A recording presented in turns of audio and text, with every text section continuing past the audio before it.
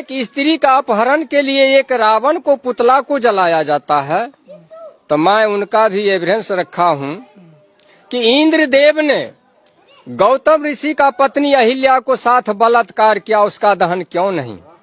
राजा पांडु ने माधुरी के साथ बलात्कार किया, उसका दहन क्यों नहीं? ऋषि पाराशर ने केवट के बेटी सतवती को भगा कर ले गया और उसके साथ बलात्कार किया, उसका दहन क्यों नहीं? बृहस्पति के पत्नी तारा को बनमंती चंद्र ने अपहरण कर बलात्कार किया, उसका दहन क्यों नहीं?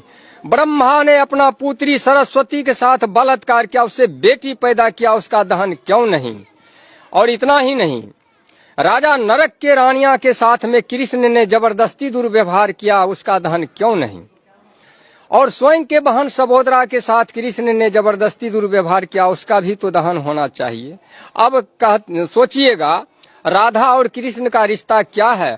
उनके धर्म शास्त्र ग्रंथ के अनुसार राधा कृष्ण का मामी है। अगर कोई भांजा मामी के साथ रंगरलियां मनाएगा तो कोई छोड़ेगा? और इतना ही नहीं, महाभारत में भीष्म पितामह ने तीन लड़कियों को अपहरण कर बलात्कार किया, अंबा, अंबे, अंबालिका। और इतना ही नहीं, रामचरित्र मानस के सुंदर कांड के पृष्ठ नंबर 58 पन्ना उलट करके अभी देख लीजिए, ये क्यों लिखा? ढोल गमार शूद्र पशु नारी सकल तारिना के अधिकारी, क्यों लिखा? मनोकामना पूरी होगी ऐसे कहते जनता को, और घंटी बजा बजा करके ठगते रहता जनता को कि 22 वेद पुराण भारत में कहां से आए? क्या ऊपर से आसमान ने टपकाए? नहीं गिरे वेद पुराण अमेरिका रूस जापान में, और वेद पुराण टपके इस भारत में तो ये अंटीना वाले को मकान में। कि वीरों के वीर हनुमान यहाँ फिर स्वर्ण पदक के लाले क्यों? कि धन का देवी लक्ष्मी यहाँ फिर भूखी नंगी जनता क्यों? और ज्ञान का देवी सरस्वती फिर अनपढ़ जाहिल जनता क्यों?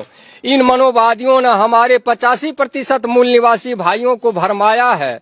अरे अब तो समझ जाओ, हमारे अकल पर पड़ गया ताला है। 85% मूल निवासी भाइयों, अरे इन पत्थरों के मूर्तों से सर टकराते टकराते मर जाओगे, लेकिन इस समस्या से निजात कभी नहीं पा सकते हो। अब 33 करोड़ देवी देवता को पैदा करके छोड़ दिया है, जिसके पीछे हम 85% उलझे हुए हैं। हम असली बात को समझ नहीं रहे हैं, हम बर्बाद हैं, हम उजड़ रहे हैं, लेकिन असली बात को हम समझ नहीं रहे हैं। छोटा सा एक दोहा के तौर में आपको समझाना चाहूंगा। अब आप 10 गो मिट्टी का चूहा बना लीजिए और चूहे को रंग में पेंट पचारा करके किसी चूहे को बिल पर रख दीजिए और इधर से 5 गो बिल्ली को इंडिकेट कीजिए, तो क्या मिट्टी का चूहा को बिल्ली कैच करेगा? नहीं, कभी नहीं कर सकता है।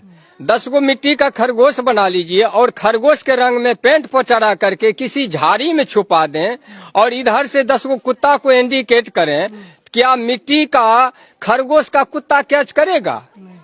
कभी नहीं कर सकता है।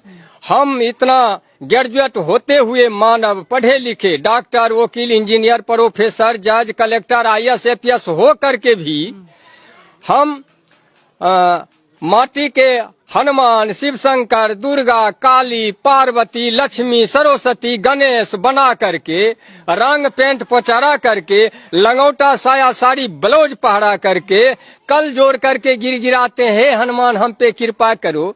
क्या हनुमान के पास में बैंक बैलेंस है जो आपको 10-20 हजार रुपया से मदद कर देगा?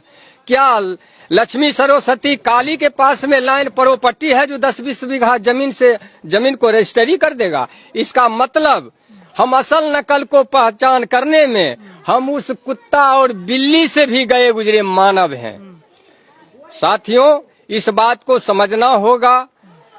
जब तक नहीं हमारा ये 85% आदमी समझेगा, तब तक ये समस्या में उलझे रह जाएंगे।